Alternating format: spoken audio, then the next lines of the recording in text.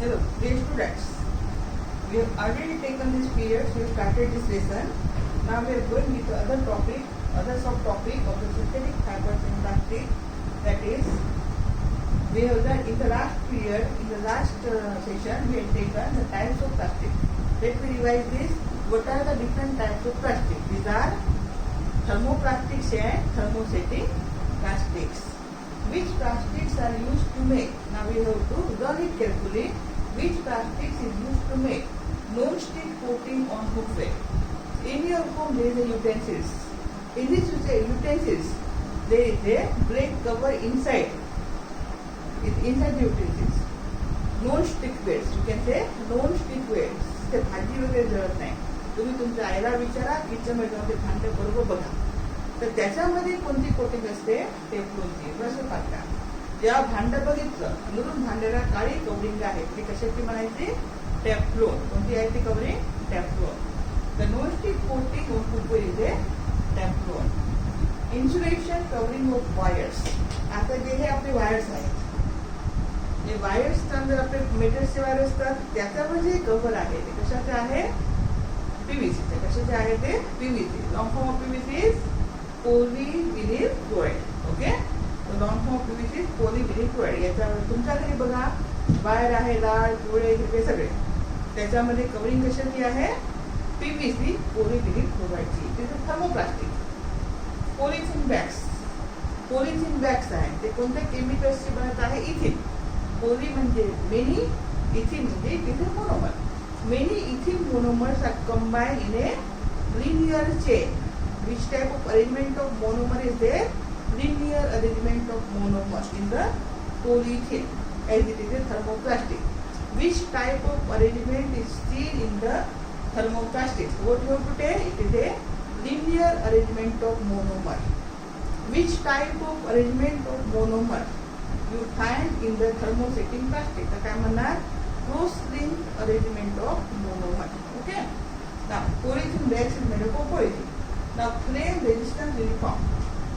Flame resistant uniform म्हणजे आगीमध्ये गेल्यावरही आग लागत नाही. बरोबर आहे ना?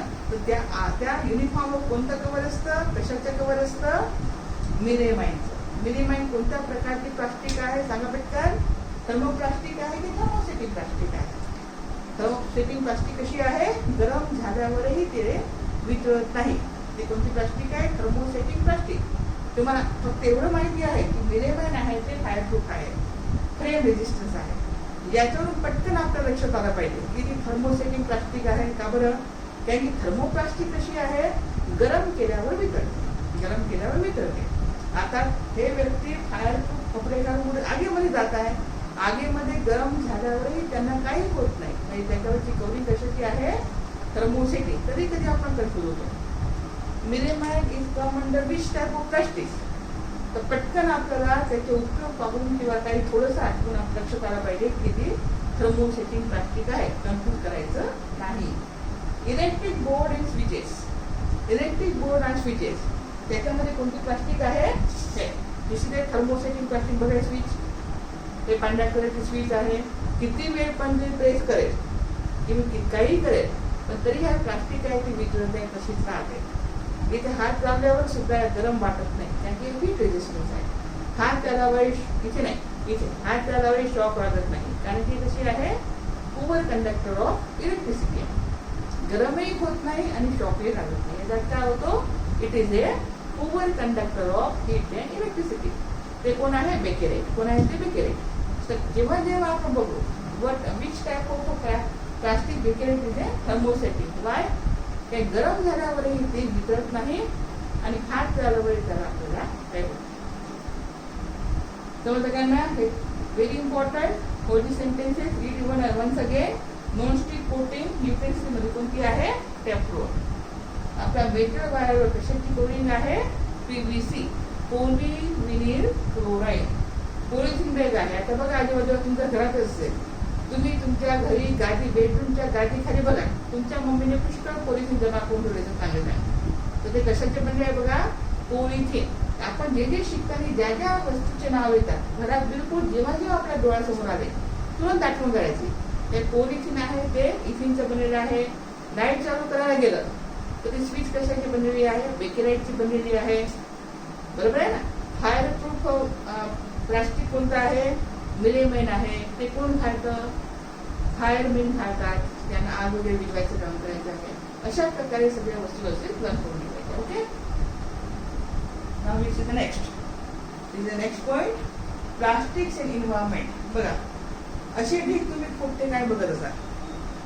आजकाल थोडं कमी दिसतं. स्वच्छ भारत अभियान चालू आहे, पण तरी पण खूप ठिकाणी तुम्हाला कचऱ्याचे ढीग दिसतात. ठीक आहे ना. तर there is a many wastage dump in many places. तशा प्रकारे बघा इथे प्लास्टिक दिसत आहे. Because we whatever we get from the shop, we get in the plastic bag. whatever we eatables take, it is come into the plastic bags. आपण कोणतीही खाण्याची वस्तू घ्या, ते आपल्याला प्लास्टिक पेपरमध्ये पॅक करून मिळतं.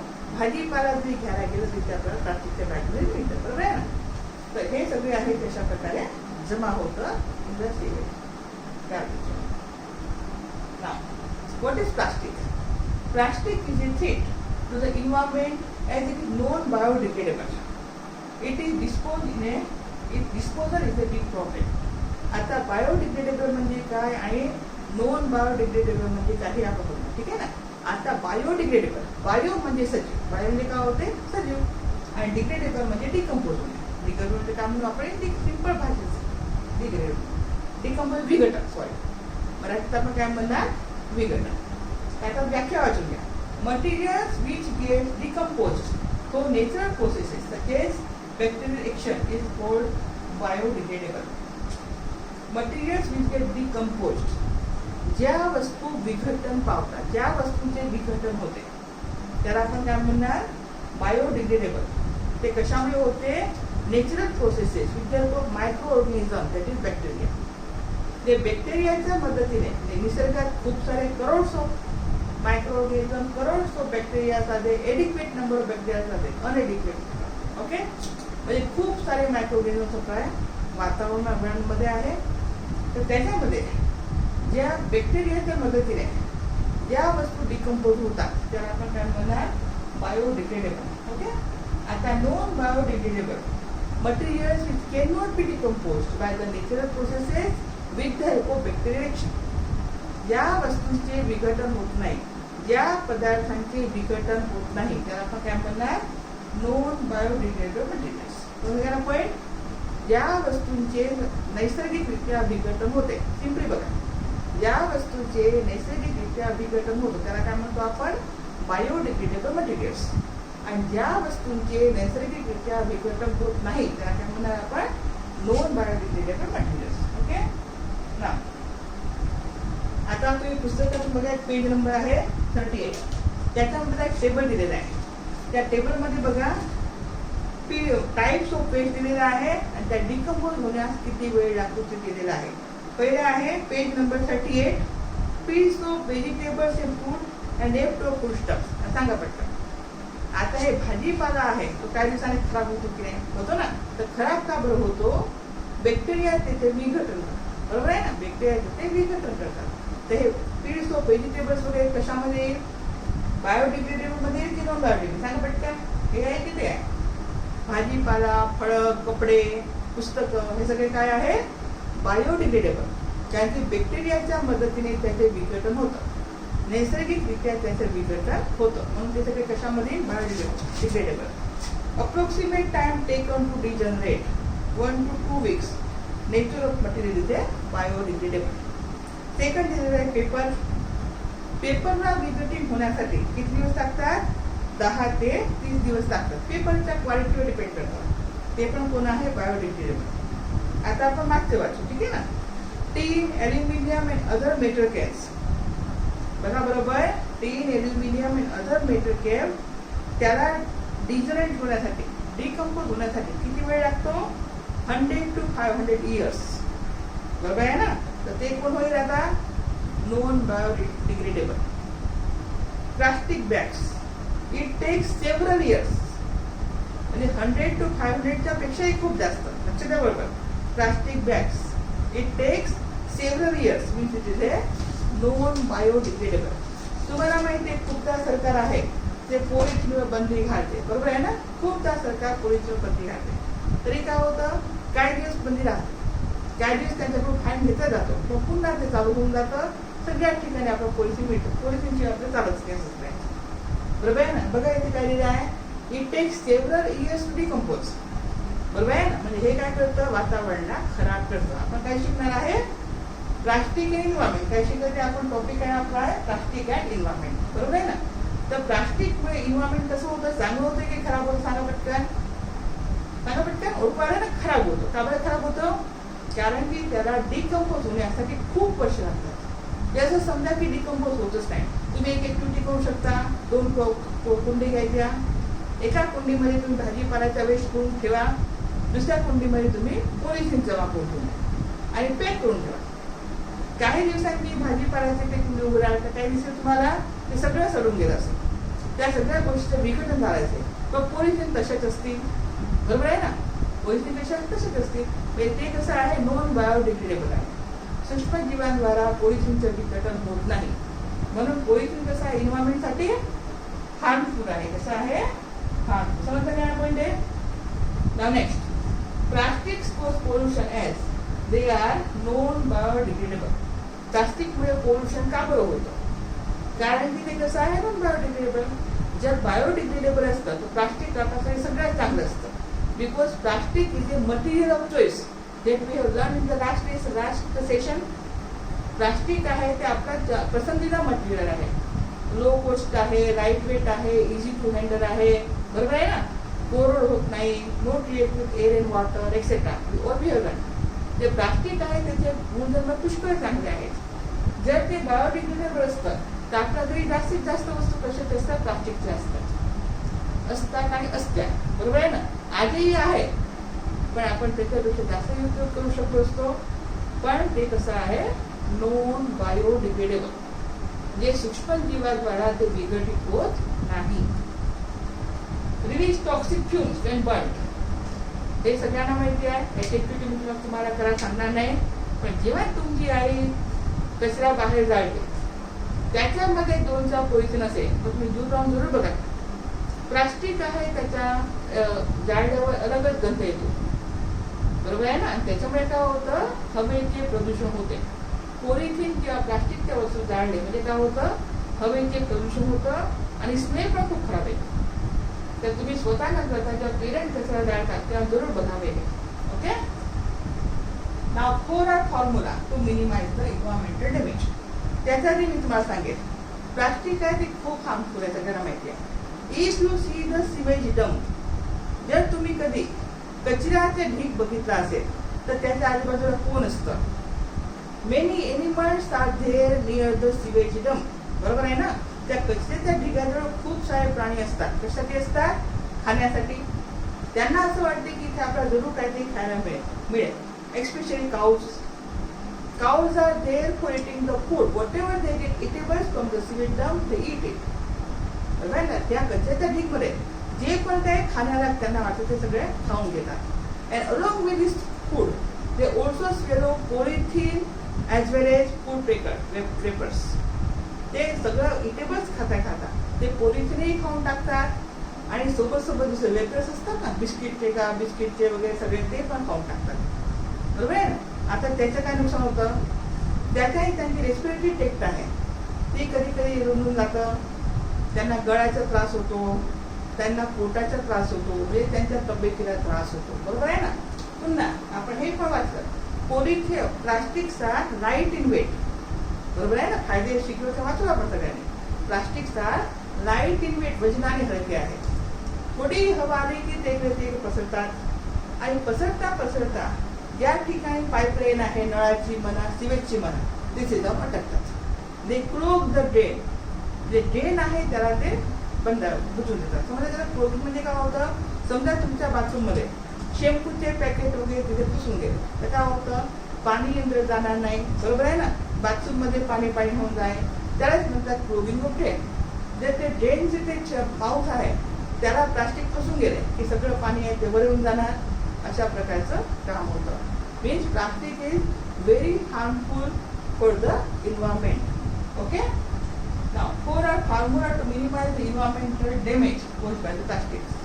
आता प्लास्टिक्समुळे आपल्या वातावरणाला त्रास व्हायला नको, वातावरणाचे नुकसान व्हायला नको, म्हणून तुम्हाला 4 फॉर्म्युला व्यवस्थित पाठ करायचा आहे. Okay, what is this 4 formula?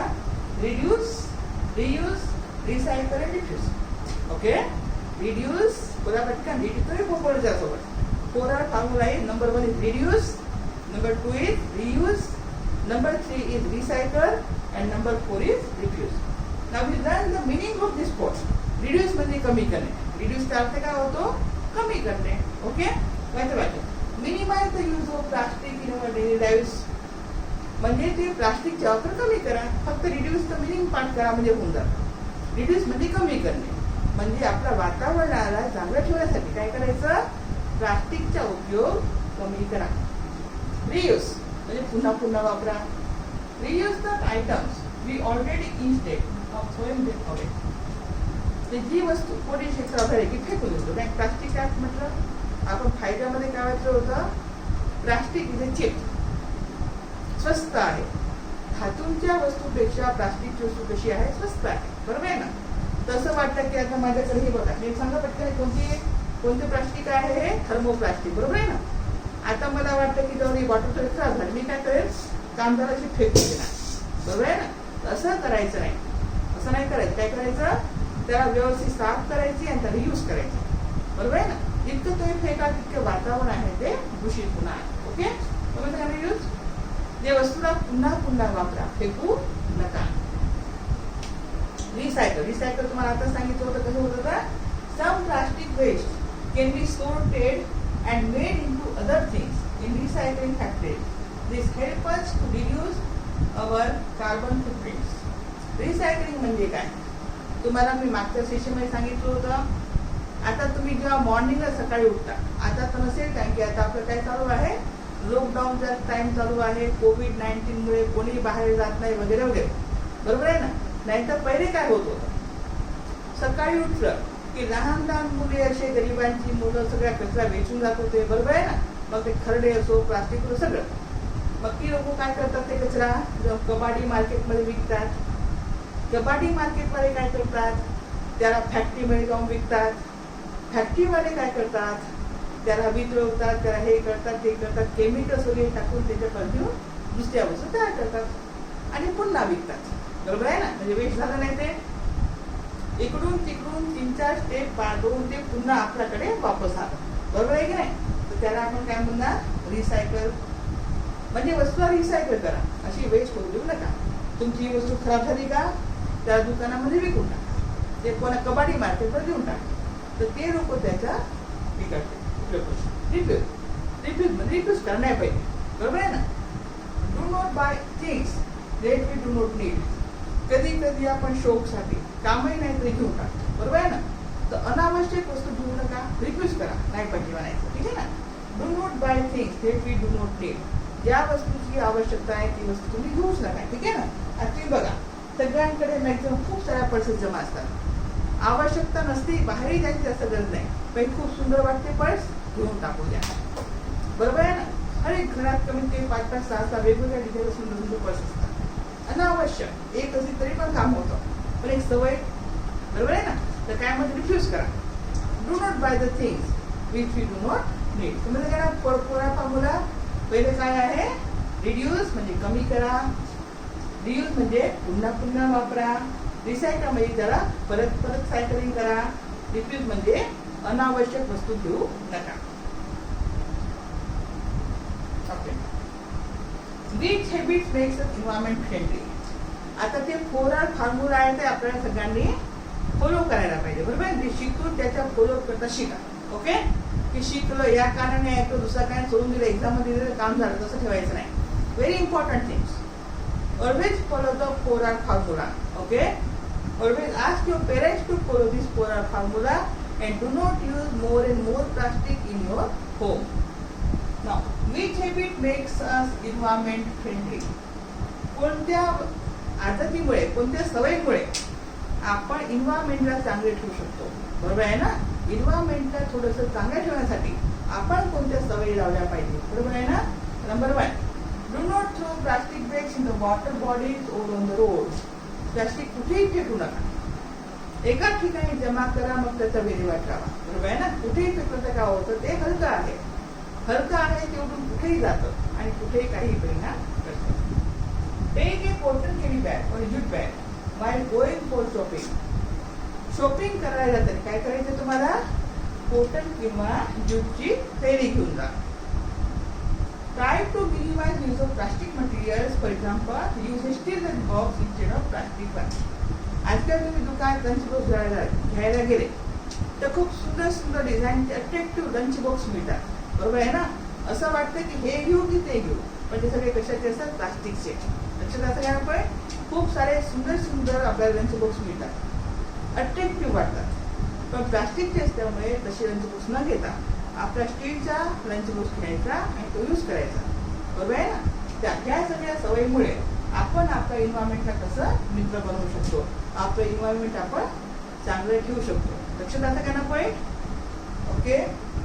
आता बघा, तुम्हाला एक गोष्ट सांगते. आता कोविड-19 आता या प्रेझेंट गोष्टी आता सांगायला काय हरकत नाही. कोविड-19 लॉकडाऊन वगैरे होतं, तर जर तुम्ही न्यूजमध्ये टीव्हीमध्ये बघत असाल, बरोबर आहे ना, तर सगळं खाली असल्यामुळे बघा वातावरण खूप स्वच्छ झालं होतं. बरोबर आहे ना. टीव्हीमध्ये येत होतं ना. मग ते जंगलातले प्राणी आहे, इकडचे तिकडचे प्राणी आहे, ते नेहमी असे रस्त्यावर तुम्हाला फिरताना दिसले असेल टीव्हीमध्ये. इव्हन आपल्या नवोदयमध्ये मी होते. तुम्ही जिथे शाळेच्या समोरच्या ग्राउंड आहे तिथे खेळता, तिथे मी 2-3 वेळा मोर पाहिले. बरोबर आहे ना. कारण की जेव्हा वस्तू जागा फ्री होते तेव्हा सगळे प्राणी आपापल्या मनाने मुक्त मनाने जगतात. मोर आपल्या त्या समोरच्या ग्राउंडमध्ये आले, शाळेच्या समोर माझ्या खेळी तुम्हाला दिसत होती. त्यामुळे हवा ही शुद्ध झाली सगळ्या ठिकाणी. आपलं मी इकडची सांगत नाही. बरोबर आहे ना. म्हणजे वातावरणामध्ये लॉकडाऊनचे पुष्कळ चांगले परिणाम झाले. लोक सगळे घरात आले आणि वातावरण थोडंसं बदललं. सगळ्या ठिकाणी थोडी स्वच्छता, सगळं व्यवस्थित झालं. हे नेहमी टीव्हीमध्ये येत होतं, तुम्ही पाहतच असाल, कारण की परिस्थितीच तशी होती. ओके. बघा बेटा, इथे आपलं लेसन संपलं आहे. आपण नेहमी व्यवस्थित लाईन टू लाईन फॉर्म शिकवतो, तो तुम्ही लोकांनी तेच करायचं आहे. 1 to 1 पूर्ण लाईन वाचायच्या. काही समजलं नाही तर पेरेंट आहेत तुमचे, थोडं विचारून घ्यायचं. ओके. आणि तरी नाही समजलं तर थोडे नोट करून ठेवा. एखाद वेळेस चान्स मिळाला तर मी आहेच मग तुम्हाला, ठीक आहे, सांगायला. आणि याच्या पुढे आपल्याला काय करायचं, एक्सरसाइज. ओके. सगळे एक्सरसाइजचे लेसन्स आहेत, ते एकदम सिम्पल आहे, हार्ड त्याच्यामध्ये काहीच नाही. ओके. आणि तुम्हाला सगळ्यांना समजलं असेल. तिथे आपलं लेसन संपतो. थँक्यू बेटा, चांगला अभ्यास करा.